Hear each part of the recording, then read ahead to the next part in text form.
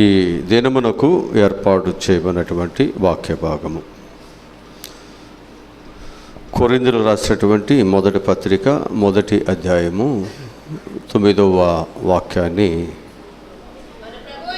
చదువుకుందాం. మన ప్రభు అయిన యేసు క్రీస్తు అను తన కుమారుని సహవాసమునకు మిమ్మల్ని పిలిచిన దేవుడు నమ్మదగినవాడు. ఈరోజు మనం నేర్చుకునేటువంటి భాగం ఏమిటంటే, దేవునితో సహవాసము కలిగిన సంఘముగా మనం ఉండాలి. అందుకు దేవుడు మనను తన సహవాసములోనికి పిలుచుకున్నాడు. సహవాసము ఎందుకు దేవుడు చేయమన్నాడు అంటే, ప్రభు చెప్తాడు కదా, దేవునితో ఎవరైతే అంటగట్టబడతారో వారు బహుగా ఫలిస్తారు. అంటే నీ జీవితము ఫలభరితముగా, నీ జీవితము దేవుని కృపలో 30 60 100 వర్ధిల్లటానికి, అందుకు దేవుడు నిన్ను ఆశీర్వదించటానికే దేవుడు తన సహవాసములోనికి దేవుడు మనల్ని ఏర్పాటు చేసుకుంటున్నాడు. అంటే ఈ సహవాసము మనకు మంచిది, ఈ సహవాసము మనకు మేలు చేస్తుంది, ఈ సహవాసము నీ దీనస్థితిని సంపన్నముగా మారుస్తుంది. ఈ సహవాసము ద్వారా నీవు జ్ఞాన అభివృద్ధిలోనికి నువ్వు వెళతావు. ఈ సహవాసము ద్వారా అనేకులకు ఒక ఉపయోగకరమైన వ్యక్తిగా నువ్వు మార్చబడతావు.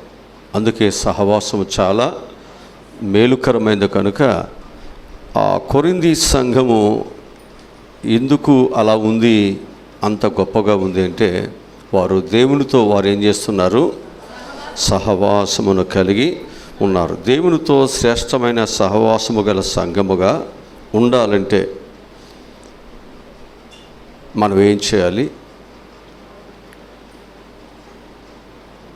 దానివల్ల మనకు వచ్చే, ఆ సహవాసం వల్ల మనకు వచ్చే లాభాలు కూడా ఏమిటి? కొన్ని విషయాలు నేను మీకు నేర్పిస్తాను బైబిల్ భాగముల నుంచి. చక్కగా మీరందరూ దేవుని మందిరానికి వస్తున్నారు, శ్రద్ధ కలిగి చక్కగా మీరు ఇంట్రెస్ట్గా దేవునితో సహవాసము కూడా చేస్తూ, ఆరాధన చేస్తూ, చక్కటి వాక్యాలు వింటూ ఉన్నారు. పగలల్లా కష్టపడి మరలా ఈ టయానికల్లా కొంచెం ఆలస్యమైనా మీరు దేవుని సన్నిధి మాత్రం మానకుండా చక్కగా రావటం చాలా సంతోషం. సరే, ఇక్కడ నేను కొన్ని మాటలు చెబుతాను. మొదటిది, దేవునితో సహవాసము దేవునికి మంచి స్నేహితుడుగా చేస్తుంది. ఇక్కడ మనము దేవునితో సహవాసము దేవునికి మంచి స్నేహితునిగా చేస్తుంటుంది. అంతేనా? మనం ఇక్కడ అర్థం చేసుకుంటే, చెడు స్నేహంతో ఉన్నవాడు చెడ్డవాడు అవుతాడు, మంచి స్నేహితులతో స్నేహం చేసేవాడు మంచి వాడవుతాడు. ఎందుకని? అతడు ఎప్పుడు మంచి ఆలోచన కలిగి ఉంటాడు. ఆ చెడ్డవాడు ఎప్పుడు కూడా ఎలా ఉంటాడు? చెడు ఆలోచన కలిగి ఉంటాడు. కాబట్టి అతని స్నేహంలో, అతని సహవాసంలో ఉన్నవారు కూడా అదే మార్గము, అదే ఆలోచనలో ఉంటారు. ఇప్పుడు మన ప్రభు ఎవరు? మంచి స్నేహితుడు కదా. ఒక పాపికి ఆశ్రయం ఇచ్చేవాడు, ఒక రోగిని బాగు చేసేవాడు, ఒక శిక్షలో ఉన్నవాడిని తప్పించేవాడు, వారి కొరకు ప్రాణాన్ని పెట్టేవాడు. అంటే ఇంత ప్రేమించే, ఇంతగా సహాయం చేసే ఒక మంచి దేవునితో మనం సహవాసం చేస్తే మనం కూడా ఏమైపోతాం? మంచి స్నేహితులు అయిపోతాం, మంచివారం అయిపోతాం. హల్లెలూయా, హల్లెలూయా. ఆదికాండము 18వ అధ్యాయము 20వ వాక్యము నుండి చదువుదాం. మరియు యెహోవా గొప్పది గనుకను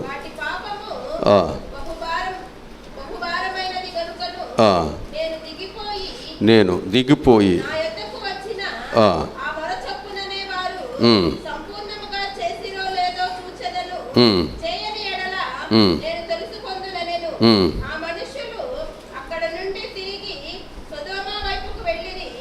అబ్రహాము ఇంకా యెహోవా సన్నిధిని నిలిచి అప్పుడు అబ్రహాము సమీపించి ఇట్లా నేను దుష్టులతో కూడా నీతిమంతులను నాశనము చేయుదువా? ఆ పట్టణములో ఒకవేళ 70 మంది నీతిమంతులుండిన ఎడల దానిలో నున్న 70 మంది నీతిమంతుల నిమిత్తము ఆ స్థలమును నాశనము చేయక కాయవా చొప్పున చేసి దుష్టులతో కూడా నీతిమంతులను చంపుట నీకు దూరమవును గాక. నీతిమంతుని దుష్టునితో సమానముగా ఎంచుట నీకు దూరమవును గాక. సర్వలోకమునకు తీర్పు తీర్చువాడు న్యాయము చేయడా అని చెప్పినప్పుడు యెహోవా సొదొమ గొమొర్రాలో 70 మంది నీతిమంతులు నాకు కనబడిన ఎడల వారిని బట్టి ఆ స్థలమంతటిని కాయుదునెను. అందుకు అబ్రహాము, ఇదిగో ధూళియు బూడిదయునైన నేను ప్రభువుతో మాటలాడ తెగించుచున్నాను. 70 మంది నీతిమంతులలో ఒకవేళ 5 తక్కువైతే 5 తక్కువైనందున ఆ పట్టణమంతయు నాశనము చేయుదువా అని మరలా అడిగెను. అందుకు ఆయన, అక్కడ 45 నాకు కనబడిన ఎడల నాశనము చేయనెను. చాలు. ఇక్కడ మనం జ్ఞాపకం చేసుకుంటే దేవునితో సహవాసం చేసినటువంటి దేవునికి మంచి స్నేహితుడు అనబడినటువంటి అబ్రహాము ఇప్పుడు లోతు ఎక్కడున్నాడు? సొదొమ గొమొర్రా పట్టణంలో ఉన్నాడు. ఇప్పుడు సొదొమ గొమొర్రా పట్టణం యొక్క దుస్థితి ఎలా ఉంది? దేవుని దృష్టిలో ఒక ఘోరమైన పాపము కలిగి దేవుని ఉగ్రతకు లోనై ఉంది.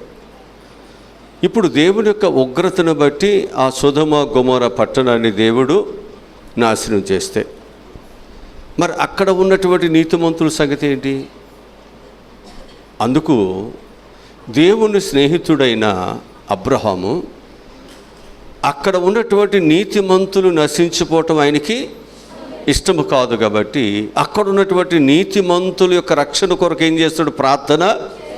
అది ఒక దేవునితో మనం స్నేహం చేస్తున్నప్పుడు ఒక వ్యక్తి యొక్క జీవితము ఇబ్బందులోను లేకపోతే ఒక కష్టములోను ఒక ప్రమాదములోను లేకపోతే ఒక లోక సంబంధమైనటువంటి పరిస్థితుల్లో వారు నలిగిపోతున్నప్పుడు మనం ఏం చేస్తామంటే వారు పోతే పోయారులే, వారు అలా అయిపోయారు అనుకోగానే వారి యొక్క క్షేమం కొరకు ఖచ్చితంగా మన ప్రార్థనలు చేస్తాం. వారు ఎవరన్నా కానీ, వారు ఏ కొలువన్నా కానీ లేకపోతే వారు దేవుని మందిరానికి కానీ రాకపోని వారి కొరకు మనం ఏం చేస్తాం? ఖచ్చితంగా ప్రార్థన చేస్తాం. వారి క్షేమం కొరకు ప్రార్థన చేస్తాం. వారి కుటుంబం యొక్క స్వస్థతల కొరకు ప్రార్థన చేస్తాం. వారి కుటుంబంలో ఉన్నటువంటి లేక యాక్సిడెంట్లో లేకపోతే ప్రమాదాలు లేకపోతే ఒక భయంకరమైనటువంటి ఆ నరకానికి వెళ్ళేటువంటి ఆ దేవునికి వ్యతిరేకమైనటువంటి చర్యలు ఏమవుతున్నాయో వాటిని బట్టి మార్పు కొరకు ప్రార్థనలు ఖచ్చితంగా చేస్తాం. ఎందుకని? దేవునితో సహవాసం చేస్తున్నాం కాబట్టి మనకు ఆ జ్ఞానం అనేది మనకు వస్తుంది. అదే సహవాసం లేని వాడికి ఎవరు ఏమైపోతే నాకేంటి, ఏ కుటుంబం ఏమైతే నాకేంటి, నేను బాగున్నాను కదా, లేదా వాడికి అలాగే కలగాలి, వాడి కుటుంబం అలాగే అయిపోవాలి. ఇప్పుడు అబ్రహామును విడిచి వెళ్ళాడు కదా, అతను అలాగే అయిపోవాలి అనుకుంటే అతను లోకస్తుడు. అది దేవుని మనసు కాదు అబ్రహాముది. అప్పుడు ఇప్పుడు దేవుని యొక్క మనసు ఎవరిలో ఉంది? అబ్రహాములో ఉంది. ఈ అబ్రహాములో ఉన్నటువంటి దేవుని మనసు ఏం చేసిందంటే ఒక నీతిమంతులుగా ఉన్నటువంటి వారు నశించిపోవటము ఆయనకి ఇష్టం లేదు. అందుకే ఏం చేస్తున్నాడంటే వారు దూరమున ఉన్న వారికి ప్రమాదం అని తెలియగానే ఏం చేస్తున్నాడు? దేవుని దగ్గర ప్రార్థనలు. అది అలా చేస్తున్నప్పుడు సంఘము ఎంత బలపడద్దో, ఎంత ఆదరించబడద్దో, ఎంత ఉచితముగా అనేకుల హృదయాలలో సుస్థిరమైన ప్రేమను మన సంఘము సంపాదించుకుంటుంది.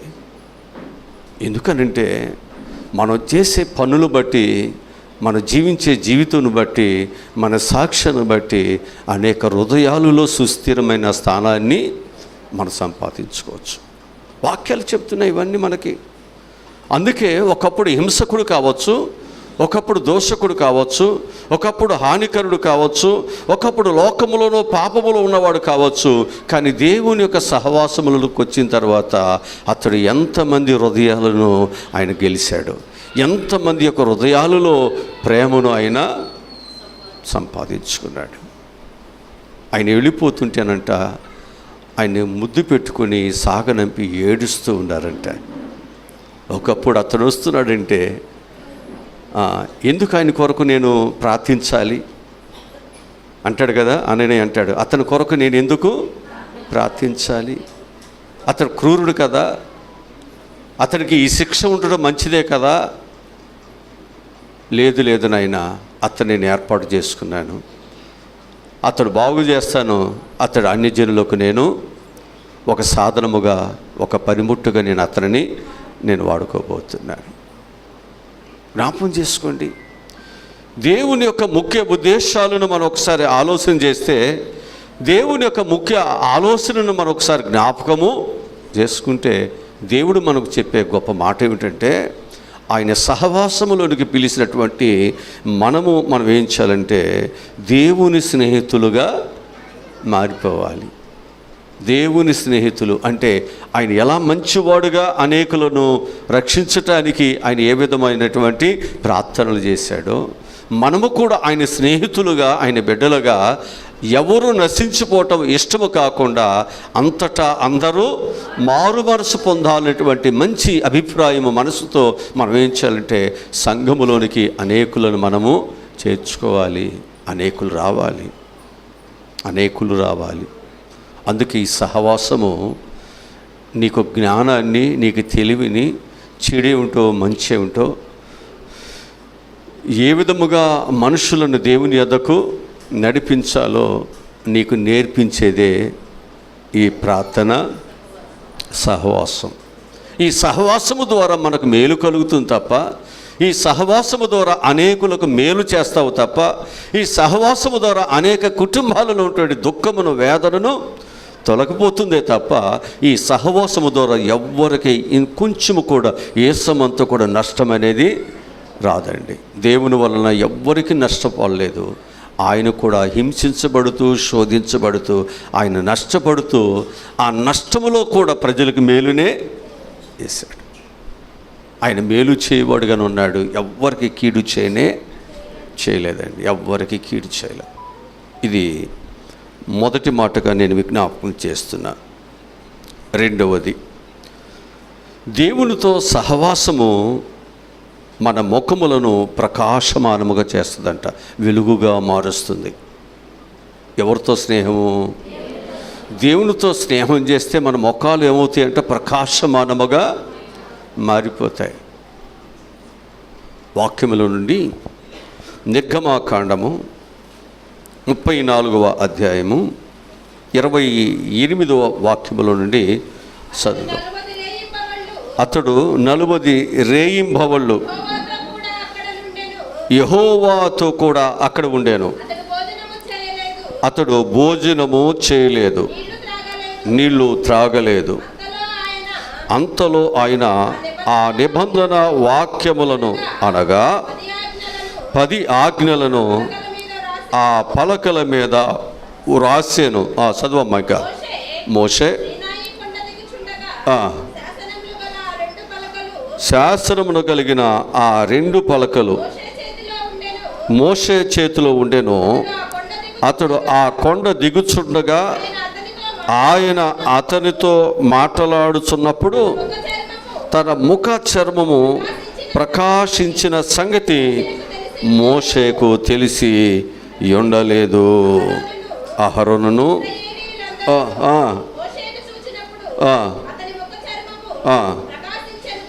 ప్రకాశించను గనుక. చూసారా, దేవునితో సహవాసం చేస్తేనంట ముఖం ఏమవుతుంది? అంతేనా? అంటే మన ముఖము ఒకప్పుడు బొగ్గు వలె. అంటే అపవాది మనల్ని ఏం చేస్తున్నాడు? ఆయన సహవాసములోకి వెళ్ళిన తర్వాత అతని యొక్క సహవాసము ద్వారా ఆయన రూపురేఖలు, అతని యొక్క స్నేహాలు, అతని మాటలు, అతని యొక్క ప్రవక్తన, అతని యొక్క స్థితిగతులన్నీ మన మీదకి వచ్చేస్తున్నాయి. అతనుకున్న అలవాట్లన్నీ మనకు వచ్చేస్తున్నాయి. ఈ అలవాట్లు బట్టి మన ముఖం ఏమైపోతుంది అంటే ఒక మసిగొబ్బులాగా మారిపోతుంది. ఒక ప్రకాశమానముగా దేవుడు మనల్ని ఏర్పాటు చేస్తే ఏ దోషము లేకుండా, కల్మషము లేకుండా, ఒక నిర్మలమైనటువంటి వాడుగా, ఒక పరిశుద్ధమైన వాడుగా దేవుడు మానవుని ఏర్పాటు చేసుకుంటే మనుషుడు ఏం చేసుకున్నాడంటే నానా విధమైన వాటిని కల్పించుకుని మనుషుడు ఏమైపోయాడు? పాపములో పడిపోయాడు. ఈ పాపము మనిషి యొక్క జీవితాన్ని వికారముగా చేసింది, తేజస్సు బాగొట్టింది. కోపము, ద్వేషము, అసూయ, ఈర్ష, అనేకమైనటువంటి టెన్షన్లు, అనేకమైన భయములు, అనేకమైన పరిస్థితులు ఈరోజు మీకు జ్ఞాపకం చేస్తున్నాను. ఇంత ఒక ప్రమాదకరమైనటువంటి పరిస్థితి మానవుని యొక్క జీవితం మారిపోగా, ఈ మానవుని యొక్క జీవితాన్ని దేవుడు ఏం చేయబోతున్నాడు అంటే, మానవుని యొక్క జీవితాన్ని దేవుడు ఎలా మార్చబోతున్నాడు అనేది మనం చూసినట్లయితే, ఆయనతో సహవాసం చేస్తే మన ముఖములన్నీ కూడానంట ఏమైపోతాయంట? ఏమవుతాయంట? ప్రకాశమానముగా మారిపోతాయి. మన ముఖములన్నీ ఏమైపోతాయి? ప్రకాశమానముగా మారిపోతాయి. జాగ్రత్త. నీవు దేవునితో సహవాసం చేస్తే నీవు వెలుగుగా ఉంటావు. అందుకంటాడు దేవుని యొక్క పిల్లలంట చీకటిలో ఉన్నటువంటి వారంట, చీకటిలో ఉన్న వాళ్ళంట ఎప్పుడైతే వెలుగు దగ్గరకు వస్తారో, ఆ వెలుగు దగ్గరకు వచ్చేటువంటి వాళ్ళ యొక్క జీవితాలంట ఏమవుతాయో తెలుసండి. వెలుగు దగ్గరకు వచ్చేటువంటి వారి యొక్క జీవితాలు ఏమవుతాయో తెలుసా?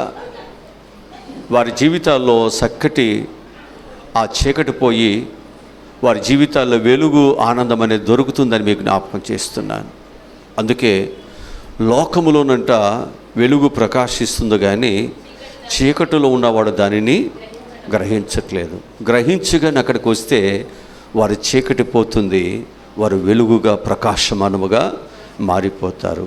ఎందుకని అంటే ఆ వెలుగు మన ప్రభు అయిన యేసుక్రీస్తు వారు కాబట్టి, ఆ వెలుగు సంబంధాలు ఉన్న వాళ్ళందరూ కూడా ఏమవుతారు? వారు వెలుగుతోనే అనేకులను వెలిగిస్తారు, అనేక కుటుంబాలను వెలిగిస్తారు, అనేక జీవితాల్లో ఉన్నటువంటి చీకటి బ్రతుకులను ఏం చేస్తారు? వెలుగు యొక్క గుణం అంతే. వెలుగు యొక్క గుణం ఏమిటంటే అది చీకటిని పారదోలేది. చీకటి ఏమాత్రము కూడా వెలుగు దగ్గర నిలబడదు. వెలుగు యొక్క గుణం ఏమిటంటే చీకటి అది ఉన్నంత వరకు దాని దరిదాపులలో కూడా చీకటి ప్రవేశించడానికే వెళ్ళి, అలాగూ అది తన గుణగణములతో, తన జ్ఞానముతో, తన ప్రకాశమానముతో ఆ ఉన్న ప్రాంతం అంతటిని కూడా వెలుగుగానే మార్చేస్తుంది. అట్లాగే దేవుని యొక్క పిల్లలు కూడా ఎలా ఉండాలి అంటే, ఆయన పిల్లలు కూడా ఎలా ఉండాలి దేవుని వాక్యం చెప్తుందంటే ప్రకాశమానముగా ఉండాలి. ఈ ప్రకాశమానము మనకు ఎలా వస్తుంది అంటే, మోషేనంట 40 పగళ్ళు రాత్రులు అంట దేవునితో ఆయన ఏం చేశాడంట? ఉపవాసం చేశాను. ఈరోజు నీవు నేను కూడా ఈ ఉపవాస కూడిక ద్వారా, ఈ సహవాసము ద్వారా మన ముఖములో వెలుగు రావాలి. ముఖములో వెలుగు రావాలంటే మన ముఖములో ఏ చీకటి, పాపము, ద్వేషము, అసూయ, కోపము, ఈర్ష, శరీర సంబంధమైన ఆశలు, కోరికలు అవి పోతే తప్ప వెలుగు అనేది మన మీదకి, అంతే కదా? చీకటి పోతేనే కదా వెలుగు వచ్చేది. రాత్రి పోతే పగలు వస్తుంది, అంతేనా? అట్లాగే నీ జీవితంలో వాక్యం చెప్తుంది రాత్రి చాలా గడిచిపోయింది, ఇప్పుడు మనం వెలుగు సంబంధులుగా జీవించవలసిన సమయం దేవుడు మనకి ఇచ్చాడు. దానిని అంటాడు రక్షణ మరి సమీపముగా నేను మీకు ఇచ్చాను, సమీపముగా నేను మీకు ఇచ్చాను. ఇప్పుడు అందరూ కూడా ఏమవ్వాలంటే మేలుకోవాలి. నిద్ర మేలుకుని వేళ ఆయనది. అందరు లేవండి, పైకి లేవండి. యెషయా అంటాడు ఇంక ఎంతకాలం మీరు ఇలా ఉంటారు? నీ మీద ప్రకాశిస్తున్నాడు దేవుడు. లెమ్ము, తేజరిల్లము, నీ మీద ఉదయించాను. చూడుము, భూమిని చీకటి కమ్ముచున్నది, కటిక చీకటి జలములను కమ్ముచున్నది. యెహోవా నీ మీద ఉదయించుచున్నాడు, ఆయన మహిమ నీ మీద కనబడుచున్నది. వచ్చెదరు. రాజులు నీ ఉదయకాంతికి వచ్చెదరు. చూసారా, వెలుగు ఎక్కడుంటుందో అనేక మంది అక్కడికి వస్తారు. ఇక కొలువు లేదు, లేక ఇంకొకటి ధనవంతులు పేదవారని లేదు, అందరూ కలిసిపోతారు. వారికి కావాల్సింది వెలుగు, వారికి కావాల్సింది దేవుడు, వారికి కావాల్సిన దైవ సన్నిధి, వారికి కావాల్సిన దైవంతో ఉండేటువంటి సంబంధం ద్వారా వచ్చేటువంటి అనేకమైన మేలులు. ఆ మేలులు కావాలనుకుంటే ఎన్ని మైళ్ళైనా వెళతారు, ఎన్ని కొండలైనా ఎక్కుతారు, ఎన్ని నదులైనా దాడతారు, ఎన్ని పాఠశాలలైనా పడతారు. ఎందుకనంటే వారి కష్టము కాదు వారు చూసేది, దేవుని కృప కావాలి, వారికి దైవ సహవాసము కావాలి. అందుకే వారి శరీరాన్ని శిక్షించుకోవటానికైనా, వారు ఎన్ని శ్రమలతో బాధలతోనైనా దైవానికి ఇష్టంగా బ్రతకటానికైనా వారు ఆ క్రమాన్ని చేస్తారు తప్ప వారు భారముగానో కష్టముగానో వారు ఎప్పుడు కూడా భావించరు.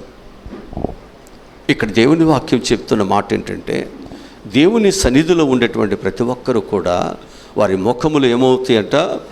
ప్రకాశమానముగా. ఎప్పుడు ప్రకాశమానమవుతాయి అంటే, వెలుగు నీ మీదకు వచ్చినప్పుడు నీ కట్లను, నీ రోత బ్రతుకులను, నీకు దేవునికి వ్యతిరేకమైనటువంటి ఆలోచనలు ఏమైతున్నాయో ఇవన్నీ విడిచిపెట్టాలి, దేవుని బిడ్డలుగా మారాలి. నీ హృదయమును ప్రభువుకి పరిపూర్ణముగా సమర్పణ చేయాలి. ఎప్పుడైతే మనం ఈ విధంగా సమర్పణ చేసుకుంటామో, ఈ విధంగా ఎప్పుడైతే దేవుని సహవాసమును కొరకు మనం ఆశతో తృష్టితో మనం ఎప్పుడైతే దేవుని బిడ్డలుగా హృదయపూర్వకముగా దేవునితో మనం సాగిపోతానికి ఇష్టపడుతున్నామో, దేవుడు ఖచ్చితంగా నీ జీవితాన్ని వెలుగుమయముగా దేవుడు మారుస్తాడు. హల్లెలూయా, హల్లెలూయా. కనుక ఇక్కడ మోషే దేవునితో సహవాసం చేయటం బట్టి అతనికి దేవుని యొక్క నిబంధన పలకలు వచ్చాయి. అలాగనే అతనికి దేవుడు ఒక ప్రకాశమానమైనటువంటి వెలుగును తన ముఖమునకు దేవుడు దయచేశాడు. అతని ముఖమును చూస్తున్న వారంట అనేక మంది ఏం చేయలేకపోతున్నారంట?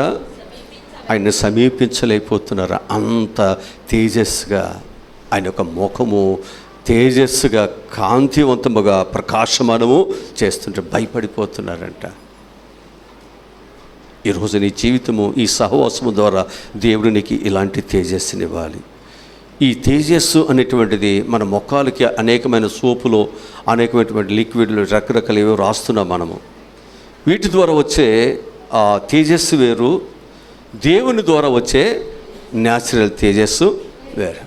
దేవుడు నీకు ఇచ్చేది ఏంటంటే, ఆ తేజస్సు నీకు ఏం చేస్తుందంటే అవి రాసినప్పుడే నీకు ఉంటుంది.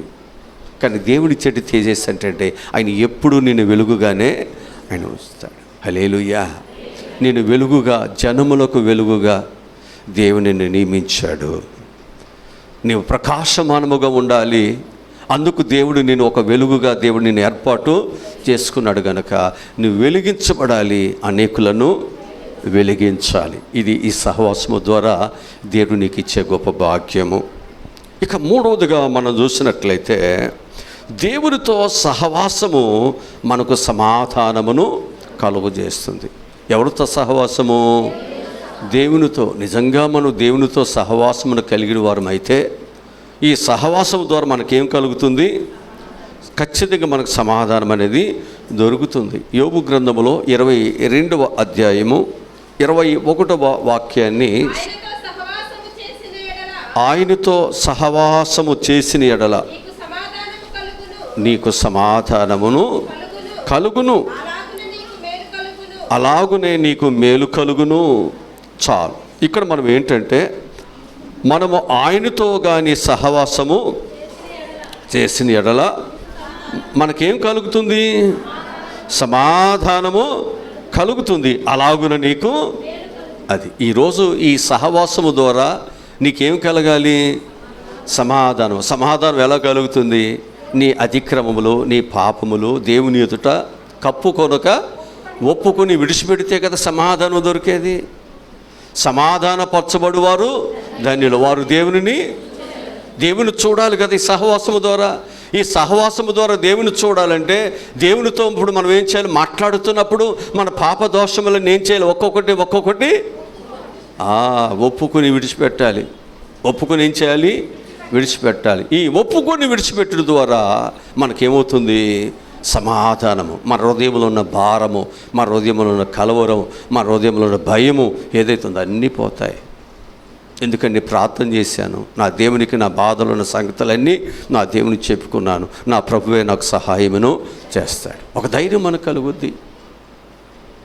ఇప్పుడు కొంతమంది కుటుంబాల్లో ఏదైనా బాధ కష్టం ఏదైనా ఉందనుకోండి, ఏదో దోషం ఉందండి, ఈ దోషం పోవటానికి ఎవరో వచ్చి బాగు చేస్తారని అనగానే ఏం చేస్తారు? ఆ బాగు చేసుకోవటం అనేటువంటి దాన్ని ఎన్ని డబ్బులైనా ఖర్చు చేసి బాగు చేయించిన తర్వాత ఏమవుద్ది? నెమ్మది. ఇన్ని డబ్బులు పెట్టే కదా, ఆయన వచ్చి బాగు చేశాడు కదా, ఇక నన్ను ఈ చేతబడుగా నీకు ఏది నన్నేమి, ఈ దయ్యాలు కానీ ఏం చేయాలి, నిద్రపోతాడు ప్రశాంతంగా. అంటే అక్కడ సమాధానము, అక్కడ కార్యం ఏదో జరిగింది కాబట్టి అదేదో నన్ను సహాయమును కొన్ని కాలానికి ఒకవేళ చేయలేకపోవచ్చు, లేకపోతే కొంతకాలానికి అది నీకు ఏ మేలు చేయలేకపోవచ్చు. ఇప్పుడు మనమైతే క్రైస్తవులు అయితే ఏం చేస్తారు? మనకి ఏదైనా కళలో భయాలు ఏదైనా వచ్చిందనుకోండి, ఏం చేస్తారు? గబగబ బైబిల్ ఎక్కడుందో తెచ్చుకుని తల కింద పెట్టుకుంటారు. ముందు బైబిల్ ఎక్కడుందో తెచ్చి ఏం చేస్తారు? తల కింద పెట్టుకుంటారు. ఆ తర్వాత ఏదైనా ప్రార్థన ఉంటే అది గబగబ తలకి రాసుకుంటారు.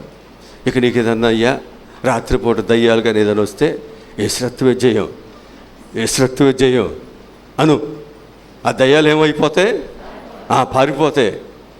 ఇప్పుడు ఇట్టంటూ వల్ల లేకపోతే ఈ పనులు చేయటం వల్ల ఏం కలుగుతుంది మనకిప్పుడు? సమాధానం. అంటే ఇప్పుడు దేవుడు చెప్పే మాట ఏమిటంటే, ఇప్పుడు దేవుని దగ్గరకు వచ్చిన తర్వాత దేవునితో మనం సహవాసం చేయటం వల్ల మనకు సమాధానము దొరుకుతుంది. కానీ సమాధానం దొరకకుండా మనం ఉన్నాము అంటే ఏంటి? మన అతిక్రమ దోషములు ఇంకా మనం విడిచిపెట్టలేదు. నీ అతిక్రమ దోషముల కొరకు ఆయన వెలసెలిచ్చాడు. నీ అతిక్రమ దోషములని తన మీద వేసుకోవటానికి, ఆయన బరువు మోయటానికి ఆయన ఇష్టపడుతున్నాడు. కానీ ఆ అతిక్రమ దోషములు, ఆ పాపములన్నీ ఎవరి మీద వేసుకుంటున్నాం? మన మీదే ఉంచుకుంటున్నాం. ఇంకా మనం ఏం చేయట్లేదు? క్షమించే దేవుని దగ్గర మనం ఏం చేయలేకపోతున్నాం? మనం ఒప్పుకోలేకపోతున్నాం, విడిచిపెట్టలేకపోతున్నాం. ఇంకా మన రహస్యాలు, మన పాపాలు ఇంకా మనలోనే అలాగే దాచి ఉంచుకున్నాం. ఆ హృదయంలో ఉండే ఆ పాపమే నిన్నేం చేస్తుంది? భయానికి. నేను ప్రార్థన చేస్తున్నాను కదా, నేను బైబిల్ పట్టుకున్నాను కదా, నేను రక్షణ పొందాను కదా, నేను రహస్యముగా నేను చేస్తున్న పాపము ఒకవేళ నా భర్తకి తెలిస్తే, నా పిల్లలు తెలిస్తే, మా సంఘంలో ఎవరైనా విశ్వాసులు తెలిస్తే, మళ్ళీ వాళ్ళు వెళ్ళి ఏమైనా అయ్యగారికి చెప్తే, అంటే భయము. నువ్వు చేస్తున్నావు కానీ నీకేముంటుందో లోపల? అదే నువ్వు దానిని ఒప్పుకున్నావు అనుకోండి, దాన్ని విడిచిపెట్టావు అనుకోండి, భయం ఉంటుందా?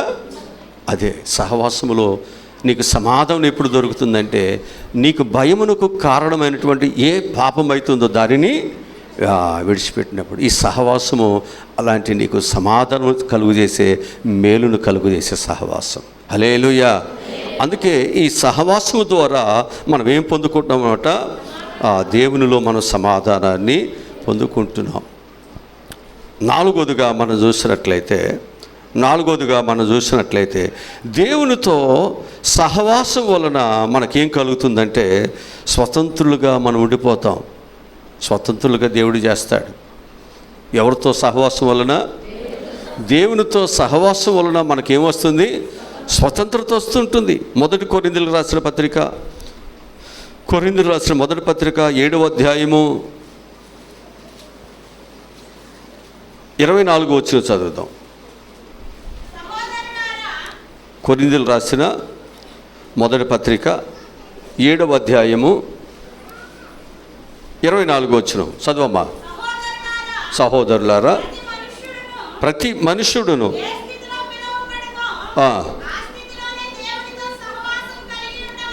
అది ఇక్కడ దేవుని వాక్యం ఏం చెబుతుందంటే, మనం విలువ పెట్టి కొనబడ్డాం దేవుని పిల్లలమే.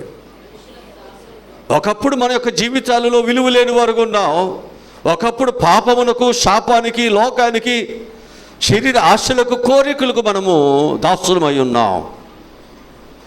ఇప్పుడు దేవుడు ఏం చేశాడంటే, తన యొక్క శిలువ మరణము చేత మనలను విలువ పెట్టి ఆయన కొన్నాడు. ఇప్పుడు విలువ పెట్టి కొనబడినటువంటి తన యొక్క దాసులు, తన బిడ్డలు ఎలా ఉండాలి అంటే, ప్రతి ఒక్క మనుషుడు ఏ స్థితిలో పిలువబడ్డాడో ఆ స్థితిలోని దేవునితో సహవాసము కలిగి ఉండాలి. అంతేక ఇక నువ్వు పిలువన్నటువంటి స్థితిని బట్టి నువ్వు వెనక్కి వెళ్ళిపోవద్దేక. ఒకవేళ నువ్వు పాపికుంటే దేవుడు నిన్ను పిలిచాడు, ఇక దేవుని దగ్గరికి వచ్చిన తర్వాత ఆ పాపాన్ని విడిచిపెట్టావు, ఇక నువ్వు దేవునితో సహవాసము చేయాలి తప్ప నువ్వు వెనక్కి తిరిగి మళ్ళీ నేను పాపుగా ఉంటాను, లేకపోతే నేను దేవునికి వ్యతిరేకంగా బ్రతుకుతాను అంటే ఈ సహవాసంలోనికి నీవు రావటం వలన నీకు ఏ మేలు నీకుండదు, నీకే మేలు ఉండదు. దేవుడు ఎందుకు నీకు మేలు చేయడానికి దేవుడు సహవాసంలోనికి ఆయన ఏర్పాటు చేసుకున్నాడు. ఇప్పుడు ఆ మేలుని దేవుని మందిరంలోకి వచ్చినప్పటికీ కూడా మన సహవాసము ద్వారా విడిచిపెట్టవలసిన వాటిని, మన సహవాసము ద్వారా దేవుని చేత మనం అనేక విధాలుగా బాగు చేయబడవలసిన వాటిని మనం ఏం చేయట్లేదు, బాగు చేసుకోవట్లా, విడిచిపెట్టలేదు. ఇంకన్నీ అలాగే ఉంటున్నాయి మనలో. ఆ కోపమో, ద్వేషమో, అసూయ, బూతులో, అల్లరో, రకరకాలటువంటి స్నేహాలు ఇవే ఉన్నాయి మన జీవితాల్లో. అందరికి ఒకలాగే ఉండదు, ఒక్కొక్కరికి ఒక్కొక్కటి ఉంటుంటుంది. ఇప్పుడు ఇవన్నీ మనం ఏం చేయాలి? సహవాసం ద్వారా విడిచిపెట్టి ఆ బంధకాలని, ఆ కట్టులని విడిచిపెట్టుకొని ఇప్పుడు మనం ఏమవ్వాలి? స్వతంత్రులుగా మారాలి. అవన్నీ ఉన్నప్పుడు మనకేమవుతుంది? అదొక భారము, అదొక బంధకము. చాలాసార్లు అంటారు, నాకు పిల్లల బంధకం ఉందండి, కుటుంబ బంధకాలు ఉన్నాయండి, నాకు చాలా బంధకం ఉంది, అందుకే నేను దేవుని సన్నిధికి ఇంకా రాలేకపోతున్నాను, ఇంకా ప్రభువులో నేను ఇంకా సహవాసము ఇంకా నేను బలంగా చేయలేకపోతున్నాను, నాకు కొన్ని బంధకాలు ఉన్నాయి, ఇవన్నీ పోయిన తర్వాత చేస్తాను. అంటే మనిషి యొక్క జీవితంలో కొన్ని బంధకాలు ఉన్నాయి. ఈ బంధకాలు బట్టి ఆ బంధకాల నుంచి బయటకు రావటానికి అనుకుందాం, అప్పులేని బంధకాలు అనుకున్నాం, దాని నుంచి బయటకు రావటానికి ఏం చేస్తున్నాం? మనము ఆ బంధకములో ఉన్నటువంటి మనము అనేక విధాలుగా శ్రమ పడుతున్నాం. ఇళ్ళు లేనివారు, లేకపోతే ఆరోగ్యం లేనివారు, లేకపోతే అనేకమైనటువంటి సౌకర్యం లేనివారు, వివాహాలు కానటువంటి వారు, ఉద్యోగం లేనివారు, ఈ బంధకాలలో ఉన్నటువంటి వారు ఏం చేస్తున్నారంటే వాటి కొరకు అహర్నిశలు వెదుగుతున్నారు. ప్రభు చెప్తున్నటువంటి మాట ఏమిటంటే, ఆ కొరింథీయులు రాసేటువంటి మొదటి పత్రికలో 7వ అధ్యాయం 24వ వచనం చెప్పే మాట ఏమిటంటే చాలా స్పష్టమైన మాట చెప్తున్నాడు. సహోదరులారా, ప్రతి మనుషుడును ఏ స్థితిలో పిలువబడేనో ఆ స్థితిలోని దేవునితో సహవాసమును. హల్లెలూయా. నువ్వే స్థితిలో పిలువబడ్డావో, అందరూ ఒకే స్థితిలో పిలువబడరు. ఒక రౌడీలుగా ఉన్నప్పుడు పిలువబడతారు, ఒకరు మరణశిక్షలో ఉన్నప్పుడు పిలువబడతారు, ఒకరు త్రాగుబోతుగా ఉన్నప్పుడు, వారి అవయవాలు ఆరోగ్యాలన్నీ పోయినప్పుడు, చనిపోతామని డాక్టర్ చెప్పినప్పుడు అప్పుడు వారు దేవునికి సమర్పణ చేస్తారు. కొంతమంది లోకము అసహించుకున్నప్పుడు, రౌడీయిజముగా లేకపోతే లోకములో భయంకరమైనటువంటి పరిస్థితులు కలుగుతున్నప్పుడు వారు ఏమవుతారో తెలుసండి, వారు దేవుని పిల్లలుగా మార్చబడతారు. నువ్వు ఏ స్థితిలో పిలువబడుతున్నావో ఆ స్థితిలో మనం ఏం చేయాలి? దేవునితో సహవాసమును చేయాలి. ఇక్కడ భావం ఏంటంటే, ఏ స్థితిలో పిలువబడ్డావో ఆ స్థితిలో దేవునితో సహవాసం చేయమంటే, నేను పాపంలో పిలువబడ్డాను కాబట్టి ఇక నేను పాపంతో ఉండొచ్చు కాబోలు. మళ్ళీ ఇట్లా అర్థం చేసుకునేవారు. నువ్వు ఏ స్థితి నుంచి పిలువబడ్డావో ఆ స్థితిలో దేవుని దగ్గరికి వచ్చిన తర్వాత నువ్వేం చేయాలి? ఇక ఆ స్థితిని విడిచిపెట్టి దేవుని బిడ్డలుగా ఆయనతో సహవాసమును చేయాలి. ఆయనతో ఉన్న వారిలో పాపము అనేది ఎవరు నీలో వెదికినా, ఎవరు నీలో చూసినా పాపము అనేది ఎక్కడ కనిపించటానికి వీల్లేదు. ఎందుకని? యేసు ప్రభులో దోషము ఎక్కడ కనిపించనే లేదు. శిక్ష విధికి కారణమైనటువంటిది అనేక మంది ఆయనను వెదికారు, అనేక మంది తీర్పు తీర్చారు, అనేక మంది ఆయనను పరిశీలన చేశారు, ఎక్కడ కూడా ఆయనలో దోషము లేదు. మరణమునకు తగిన దోషము ఆయనలో ఎక్కడ కనపడలేదు. కానీ తండ్రి చిత్తమును నెరవేర్చడానికి మాత్రమే ఆయన శిక్షించబడుతున్నాడు. అందుకని వాక్యం చెబుతుంది, మన సహవాసము ద్వారా మనకేం కలుగుతుందన్నమాట? మనకేం కలుగుతుందన్నమాట? సమాధానము కలుగుతుంది. హల్లెలూయా. మనకేం కలుగుతుందండి? సహవాసము ద్వారా సమాధానము కలుగుతుంది. అందుకే ప్రతి ఒక్కరూ కూడా శాంతి లేనివారు, సమాధానము లేనివారు, ప్రయాసపడి భారం మోస్తున్న వారందరినీ కూడా దేవుడు ఏమంటున్నాడు? నా యొద్దకి రండి, నేను మీకు ఏమి ఇస్తానన్నాడు? విశ్రాంతిని ఇస్తాను, నా సమాధానము నేను మీకు అనుగ్రహిస్తాను. ప్రభు ఏ విధముగా అన్ని కష్టాలు, అన్ని బాధలు, అన్ని దోషములు, అన్ని గాయములు, అన్ని అవమానములు ఉన్నా ఆయన తన బిడ్డలను ప్రేమిస్తూనే ఉన్నాడు తప్ప ఆయన ఎవరిని దూషణ చేయలేదు. సమాధానము లేని వాళ్ళు దూషిస్తారు, కలవరపడతారు, కోపపడతారు, అసహించుకుంటారు, ఎవరితో మాట్లాడటానికి ఇష్టపడరు, వారు మూలను కూర్చుంటారు, ఒంటరి వారికి ఉంటారు, చీకట్లో ఉంటారు, నాకేంటి కష్టం అనుకుంటారు. వారు సరిగ్గా తలదూకోవటానికో లేకపోతే ముఖం కడుక్కోవటానికో స్నానం చేయటానికో ఇంట్లో వంట అవన్నీ చేసుకోవడానికి ఇష్టపడరు. వారి మనస్సు అలా గలిబిలైపోయింది, ప్రశాంతత ఉండదు. ఎవరైనా వచ్చి పలకరించినా మాట్లాడటానికి ఇష్టపడరు, ఎవరైనా బయటికి రమ్మన్నా రావటానికి ఇష్టపడరు. వారి పరిస్థితి వారిని ఆ విధంగా కృంగదీస్తుంది, సమాధానం లేని పరిస్థితి. ఇప్పుడు దేవుడు ఏం చేస్తున్నాడంటే బంధకములలో పడియుండు వారులారా, బంధకములో పడియుండు నిరీక్షణ గల వారులారా నా కోటలో ప్రవేశించండి, నేను మీకు రెండంతలుగా మేలు చేస్తాను. రెండంతలుగా మేలు చేస్తాడు. నీ బంధకములు ఏమైనా, నీ కష్టాలు ఏమైనా, అందుకే ప్రభు అంటాడు, కట్టబడిన ఆ గాడిద అది నాకు అవసరం, దాన్ని ఇప్పుకుని తోలుకురండి. ఎవరైనా ఎందుకు అంటే అది ప్రభువుకి కావాల్సి చెప్పండి. దాన్ని ఎవరు పట్టించుకోవచ్చు, కానీ దేవుడు చూస్తున్నాడు. నీ బంధకాలు, నీ కన్నీరు, నీ ఒంటరితనం, నీ వేదన అన్ని దేవుడు చూస్తున్నాడు. నువ్వు అనుకుంటున్నావు నన్ను ఎవరు చూడట్లేదు, ఎవరు పట్టించుకోవట్లేదు, ఎవరు నాకు ఏ సహాయము చేయట్లేదు నువ్వు అనుకుంటున్నావు. కానీ నిన్ను పట్టించుకునేవాడు చూస్తున్న దేవుడు నీకున్నాడు. ఆగరు ఏడుస్తుంది, ఆగరు కుమారుడు గగ్గోలు పెడుతున్నాడు, అతను మరణకరమైన పరిస్థితిలో ఉన్నాడు. దేవుడు చూడలేదా? అందుకు ఆయన చూస్తున్న దేవుడు. ఈరోజు చూస్తున్న దేవునితో నువ్వు స్నేహం చేస్తున్నావు. ఈ సహవాసం ద్వారా మనకేం కలుగుతుంది? సమాధానము. అక్కడ ఆగరు యొక్క కుమారుడికి ఆ దప్పికని తీర్చడానికి దేవుడు ఏం చేశాడు? నీటిని చూపించి ఆ వేదనను, ఆ బాధను దేవుడు ఏం చేశాడు? తీసివేశాడు. ఈరోజు ఈ సహవాసము ద్వారా నువ్వు దేని కొరకైతే ఏడుస్తున్నావో, దేని కొరకైతే సమాధానం లేని పరిస్థితులు, శాంతి లేని పరిస్థితులు నువ్వు ఉన్నావో, ఇక్కడ నువ్వు చేసే ఆక్రందన ప్రార్థన ఏం చేస్తుందో తెలుసండి, అవన్నీ తీసివేసే దేవుడు నీకు సమాధానాన్ని దేవుడు అనుగ్రహిస్తాడు. హల్లెలూయా. ఈ సహవాసం చాలా మంచిది, నిర్లక్ష్యం చేయవాకండి. వచ్చిన కొద్ది నిమిషాలైనా ప్రశాంతముగా దేవుని సన్నిధిలో నెమ్మదిగా ప్రశాంతముగా దేవుని దగ్గర ప్రార్థన చేసుకోండి. ఖచ్చితంగా దేవుడు మీకు సహాయమును దేవుడు చేస్తాడని చెప్పి మీకు ప్రభు పక్షముగా నేను మీకు మనం చేస్తూ ఉంటున్నాను. కనుక నాలుగోదిగా దేవునితో సహవాసన కలిగినటువంటి బిడ్డలకి దేవుడు ఏమిస్తున్నాడు? స్వతంత్రత ఇస్తున్నాడు. ఇక వాడు చక్కగా బ్రతకటం. స్వతంత్రత అంటే ఇక ఒకరికి బానిస కాదు కదా. ఒక స్వతంత్రుడు అయిపోయిన వాడు, ఎవరికైనా అప్పు ఉందనుకోండి, ఎవరికైనా ఏదైనా మనం చేయవలసిన దానిలో ఏదైనా మనం చేయలేదనుకోండి, ఏం చేస్తారు వారు? ఎప్పటికప్పుడే వాళ్ళు కనపడతారేమో, వాళ్ళు వస్తారేమో, వాళ్ళకి ఏ సమాధానం చెప్పాలో కదా. మనకు కొత్త భయం ఉంటుందా? ఉండదండి. మీకెందుకు ఉంటుంది? మీకేం అప్పులేముండే, మీరందరూ కోటీశ్వరులు, అసలు ఆ భయమే లేదు కదా. వారాలు వస్తాయని, డోక్రా కట్టాలని, అసలు మీకేం భయం? ఇప్పుడు బాకీలు తీరిపోయినాయి అనుకోండి, అప్పులోళ్ళు వస్తున్నారు అనుకోండి, మీకేం భయమా? భయండి మాకు. అది ఆయన బండి గబాలు శబ్దం వస్తుంది అనుకోండి, గుండె పగిలిపోద్ది. కనుక ఎప్పుడైతే మన యొక్క జీవితాలలో ఈ బాధలు, ఈ బంధకాలు అనేటువంటి దాన్ని విడుదల పొందేమో, అవన్నీ పోయినాయో, మనకేం కలిగినట్టు? ఇప్పుడు స్వతంత్రత కలిగిపోయింది.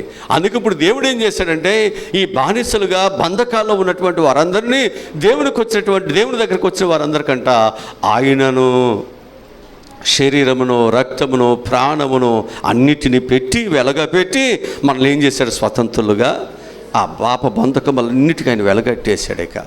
ఇక మన మీద దేనికి మన మీద అధికారము లేదు. ఇక మన స్వతంత్రంగా మంచిగా బ్రతకొచ్చు. అందుకంటాడు, మళ్ళీ మీరు దాసత్వం అనే కాడి కిందకి మీరు వెళ్ళొద్దు, చిక్కబడవద్దు. ఇక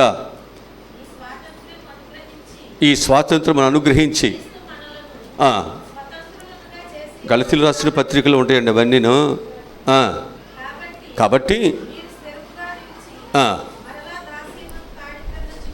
అది ఇవన్నీ మీకు తెలియాలంటే బైబిల్ చదవాలి. బైబిల్ చదవరు మీరు, నాకు తెలుసు. చదివిన వాళ్ళు గబగబ తీసి చదువుతారు. ఇక నేనేంటంటే ఈ రిఫరెన్స్ చెప్తే అప్పుడు పోటీ పడతారు. మిగతా అప్పుడు చదవరు. ఎందుకని? ఎక్కడే ఉందో మీకు తెలియదుగా. బైబిల్ చదవండి. వాక్యము నిన్ను బ్రతికిస్తుంది, అదే నీ బాధలో నెమ్మదని. దివారాత్రులు వాక్యమును ధ్యానం ఉంచేవాడు ధన్యుడు అతడు. నీటి కలవలు ఎవరైనా. మరి ఏంటిది వాక్యం అంటే ఏంటి? మాటలు అనుకున్నావా? బైబిల్ బాగా చదివితే ధన్యుడు అవుతావు. నీకు ఇచ్చిన పాఠాలు బాగా చదివితే ఎగ్జామ్స్లో మంచి మార్కులు రాసి మంచి మార్కులు సంపాదించుకుంటావు, మంచి ఉద్యోగాలు ప్రతి కష్టానికి అంతే కదా ప్రతిఫలం ఉంది. ప్రతి కష్టానికి నువ్వు ఎంత కష్టపడుతున్నావో అంతగా దేవుడు నీకు ప్రతిఫలములను దేవుడు ఇస్తాడు. మనం దైవ సన్నిధి కూడా ఊరికే రాదు, కష్టపడాల్సిందే. ఇక్కడ కూడా కష్టపడాలి లేదా? కష్టపడాల్సిందే. ఊరికే రాదండి ఇవన్నీ. కష్టపడాలి. ఒక సేవకుడైనా విశ్వాసైనా ఎవరైనా మనం ఏం చేయాలి? కష్టపడాల్సిందే. హల్లెలూయా. అందుకు ఇక్కడ ఏమంటాడంటే దేవుడితో సహవాసం చేయటం వల్ల మనం ఏమవుతున్నాం? స్వతంత్రులుగా మార్చబడుతున్నాం. దేవుడు స్వతంత్రులుగా చేసిన తర్వాత మరి దాస్యమైన కాడి కిందకి మరలా మనము చిక్కబడవద్దు. జాగ్రత్త. దేవుడు విడిపించాడు కదా, ఇక ఉడుగుడుగు విడిపిస్తాడా? ఆ పాపత్రుడైన స్త్రీని పాపం చేసి ఉండగా పట్టుకున్నావయ్యా, మోసే ధర్మశాస్త్ర ప్రకారం ఆమెను రాళ్లతో కొట్టి చంపాలి, మరి నువ్వేం చెప్తావని చెప్పేసి యేసుప్రభు దగ్గర తీసుకొస్తే యేసుప్రభు ఏమన్నాడు? మీలో పాపం లేనివాడు రాయండి అన్నాడు. అంతే కదా. పాపం లేనివాడు రాయమంటే ఆయన ఏం చేశాడు? ఆ తల వంచి ఆయన అవన్నీ రాస్తామంటే అక్కడ ఉన్నటువంటి వారు చిన్నవాడు మొదలుకొని పెద్దవారు వరకు ఎవరు కూడా ఆయన మీద రాయి వేయలేదు. ఎవరికాడు వెళ్ళిపోయారు.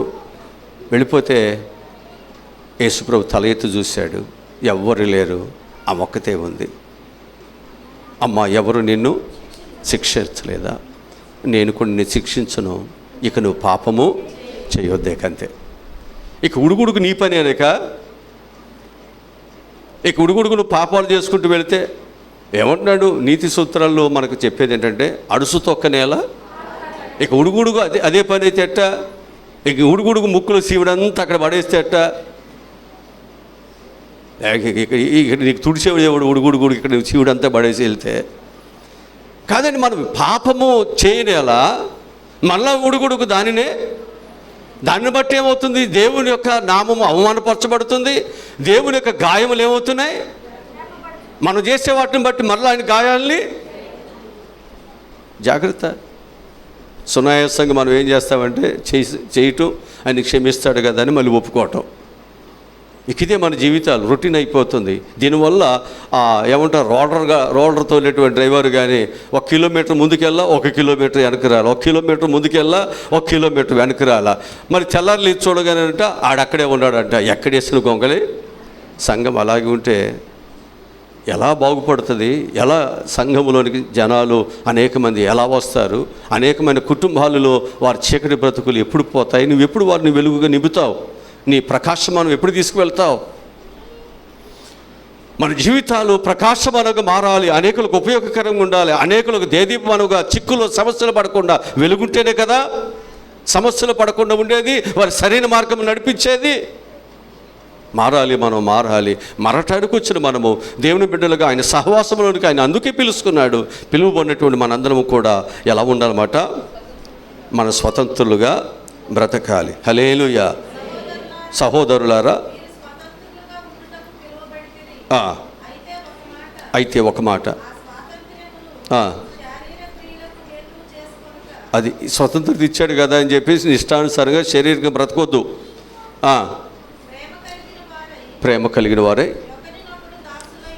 ఒకరికొకరు ఎలా ఉండాలి? దాసులై ఒకరికొకరు చక్కగా లోబడుతూ ప్రేమిస్తూ ఒకరి క్షేమాన్ని ఒకరు కోరుకుంటూ సంఘములో మనం ఏం చేయాలంటే సంఘము యొక్క అభివృద్ధి కొరకు అందరూ పాటుపడాలి, అందరూ కష్టపడాల్సిందే. చిన్నపిల్లలైనా పెద్ద పిల్లలైనా అంతేనా? ఒక 10 కేజీలు మోసేవాళ్ళు 10 కేజీలు మోయండి, కేజీ మోసేవాళ్ళే కేజీ మోయండి, కేజీ మోసేవాళ్ళే కేజీ మోయండి. మన ఇల్లు ఇవన్నీ కట్టేటప్పుడు చిన్న పిల్లలతో సహా అక్కడ పనిచేశారు. చిన్న పిల్లలు చిన్న వాళ్ళు చెప్తాం కదా, చీమలు కానీ ఒక్కొక్కటి లాక్కెళ్తుంటే ఏమవుద్ది? తరుగుద్దా లేదా? అలాగే పనిచేశారు పిల్లలందరూ పనిచేశారు. చిన్న పిల్లల దగ్గర నుంచి పెద్దవారి వరకు అందరూ పనిచేశారు.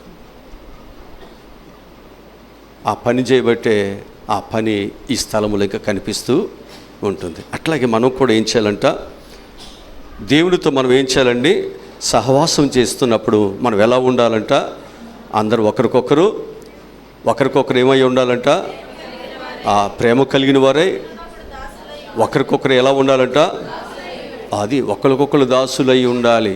ఒకరికొకరు అంటే ఒకరు తప్పులు చేసిన చెప్పకుండా నోరు మూసి కూర్చోండి. మన ఇద్దరు స్నేహితులు కదా, నీ పాప నాకు తెలుసు, నా పాప నీకు తెలుసు, మన ఇద్దరు జాగ్రత్తగా ఉండాలి, మనం అందరికీ తెలిసామంటే మనం అలరైపోతాం. అది కాదు ఇక్కడ చెప్పేది. ఒకరికొకరు దాసులంటే ఒకరికొకరు సక స్నేహితులుగా మంచిగా మీరు ఏం చేయాలంటే మీరు సహవాసం చేస్తూ మన సంఘమును దేవుని యొక్క ప్రేమలో పెంచాలి. అదే మనకు దేవుడు చెప్తున్న మంచి మాటలు. ఇక మనం జ్ఞాపకం చేసుకున్నట్లయితే ఐదవదిగా మనం చూసినట్లయితే దేవునితో సహవాసం వలన జీవితంలో అనేకమైనటువంటి సూచక క్రియలను లేక అద్భుతాలు కూడా మనం చూడగలుగుతాం. దేవునితో సహవాసం చేస్తేనే కదా ఇవన్నీ జరిగేది, ఇవన్నీ చూడగలిగేది. ఎవరు పడితే వాళ్ళు జరుగుతాయా? ఎవరికి వాళ్ళు ఎవరు చూడగలుగుతారా? చెప్పండి. ప్రభు ఏమన్నాడు, ఇది ప్రార్థన ద్వారానే ఇది జరుగుతుంది, ఊరికే ఏది పడితే అది జరగదు. మరి ప్రార్థన అంటే ఎవరితో? దేవునితో స్నేహం చేయటమే కదా, దేవునితో మాట్లాడటమే కదా. అది లేకుండా నీకు ఎలా కార్యాలు జరుగుతాయి? అది లేకుండా నీకు ఎలా మేలు జరుగుతుంది? అది ఇక్కడ చెప్తున్నాడు. సంఘములో దేవుని పిల్లలు ఎలా ఉండాలంటే దేవునితో సహవాసం వలన వారి జీవితంలో అనేకమైనటువంటి సూచక క్రియలను అద్భుత కార్యాలంటే దేవుడు జరిగిస్తాడు. అపోస్తుల కార్యగ్రంథము 2వ అధ్యాయము 42వ వాక్యం చదువుదాం. మీరు అపోస్తుల బోధ యందును సహవాసమందును రొట్టె విరుచుట యందును ప్రార్థన చేయుట యందును ఎడతెగక వారు ఉన్నారు. అలా వారు ఉండటం బట్టి ఏమవుతుందో తెలుసండి, అద్భుతాలు చేశారు, దయ్యాలను వదలగొట్టారు కదా, కుంటి వారిని బాగు చేశారు, గుడ్డి వారిని బాగు చేశారు, అనేకులను దేవుని యొద్దకు నడిపించారు. ఈ శక్తి, ఈ బలము ఎక్కడి నుంచి వస్తుంది? దేవునితో సహవాసము అదే పునాది. సహవాసం వల్లనే ఇవన్నీ మనకు కలిగే మేలులు, ఇవన్నీ మనకు కలిగే ఆశీర్వాదాలు అని చెప్పేసి నేను మీకు జ్ఞాపకం చేస్తూ ఉంటున్నా. ఇక ఆరోదుగా మనం చూసినట్లయితే దేవునితో సహవాసము ఏక మనసును, ఏకభావమును, ఏక ప్రేమను కలుగు చేస్తుంది. దేవునితో సహవాసం వలన మనల్ని ఏం చేస్తుంది? ఏక మనసు చేస్తుంది, ఏకభావం కలుగు చేస్తుంది, ఏక ప్రేమను కలుగు చేస్తుంది. ఫిలిప్పీయులకు రాసిన పత్రిక 2వ అధ్యాయము 1-2 వచ్చిన చదువుదాం. కావున క్రీస్తునందు ఏ హెచ్చరిక అయినను, ఏ సహవాసమైనను,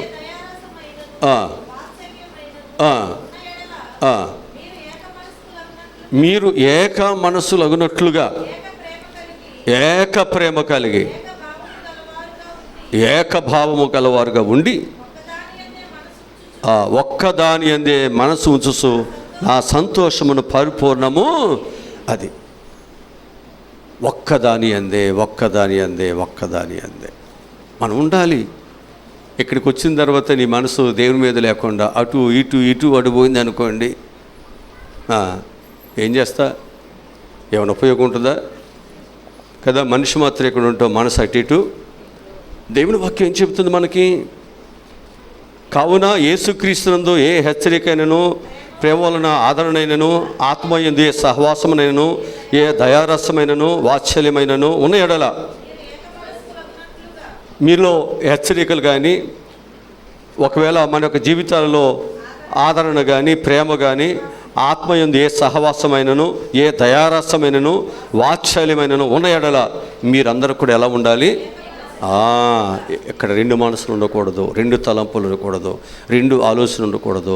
మన దృష్టి, మన మనసు కేవలం దేవునిని ప్రేమించడం, దేవుని పని చేయటం, దేవుని సంఘ అభివృద్ధి వరకు మనకు పాటుపడతాం. అనేకులను మనం ఏం చేయాలి? సంఘం వెలుపల ఉన్న వారిని సంఘములోనికి తీసుకురావటం. సంఘము అభివృద్ధి చెందుతున్నప్పుడు మనం సంతోషించాలి. మన పిల్లలు మంచిగా అభివృద్ధి చెందుతుంటే తల్లిదండ్రులు మనం ఏం చేస్తాం? ఏడుస్తామా? సంతోషిస్తామా? అంతే. సంఘం మంచిగా దినదిన అభివృద్ధి చెందాలి. సంఘానికి ఎవరైనా కీడు చేస్తున్నప్పుడు ఏ మాత్రము కూడా మనం సహించటానికి వీల్లేదు. ఒక కోడి పిల్లను కదా, ఒక కుక్క పిల్లను ఏదైనా వచ్చి తీసుకెళ్తే ఊరుకుంటుందా? నోరు లేని దానికి ఊరుకుంటుందా? మరి దేవుడు మనకి ఎంత జ్ఞానం ఇచ్చాడు కనుక నీ ఇంటిని పాడు చేస్తుంటే ఊరుకుంటావా? నీ కష్టాజీతాన్ని ఎవరైనా పట్టుకుపోతుంటే ఊరుకుంటావా? ప్రాణాలు త్యాగం చేస్తావు, దొంగతో కూడా ఏం చేస్తావు? పోరాటము, ఊరుకోవు.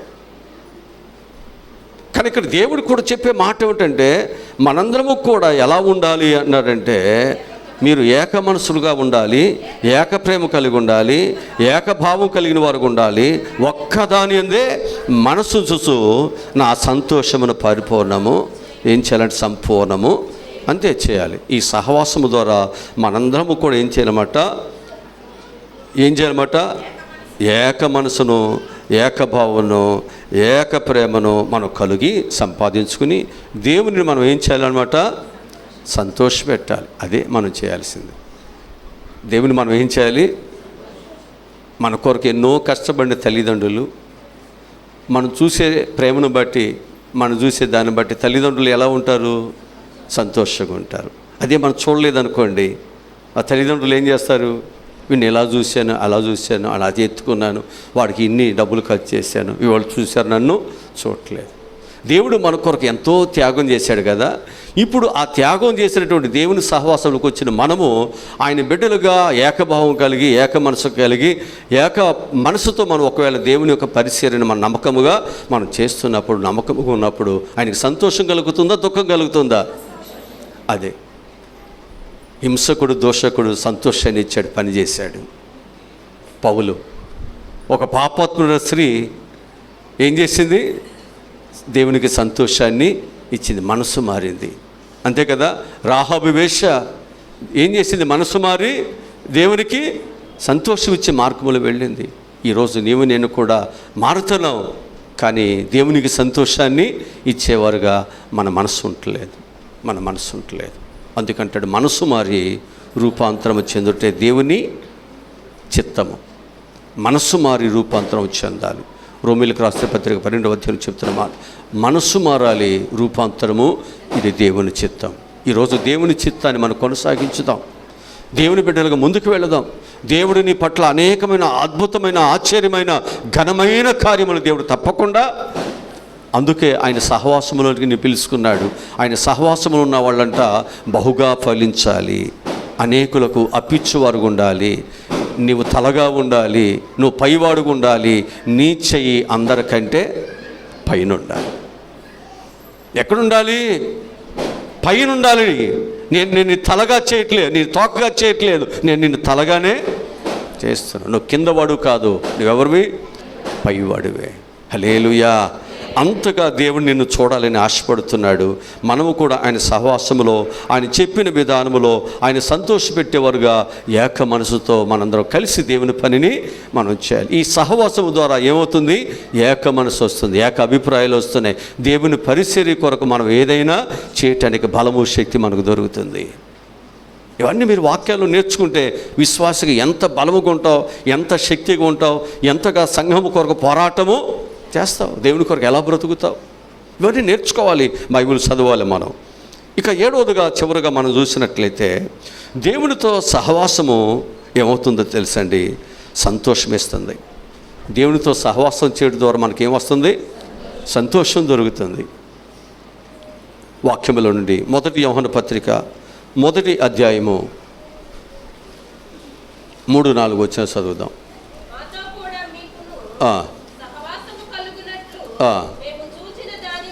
మేము చూసిన దానిని మీకును తెలియజేస్తూ ఉన్నాం. మన సహవాసమైతే తండ్రితో కూడా ఆయన తన కుమారుడైన యేసుక్రీస్తుతో కూడాను ఉన్నది. మన సంతోషము పరిపూర్ణమగుటకై మేమేమి సంగతులను వ్రాయిస్తున్నాం. మేము ఈ సంగతులను వ్రాయిస్తున్నాం. హల్లెలూయా. మన సహవాసం ఎవరితో ఉంది? మన సహవాసం ఎవరితో ఉందన్నాడు?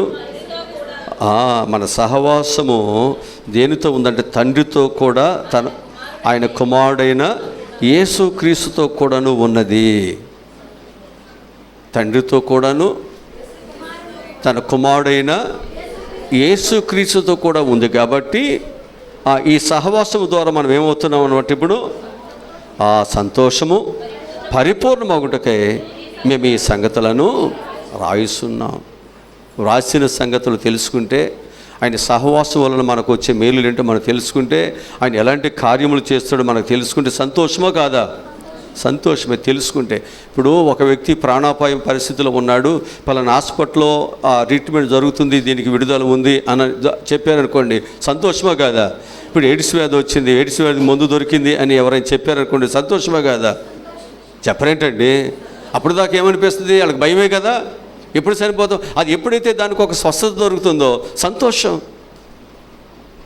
కనుక నీ జీవితంలో దేవునితో సహవాసం చేయడం ద్వారా నీకు మేలు కలుగుతుందనే విషయం నీకు తెలియగానే నీ హృదయం ఏమవుతుంది?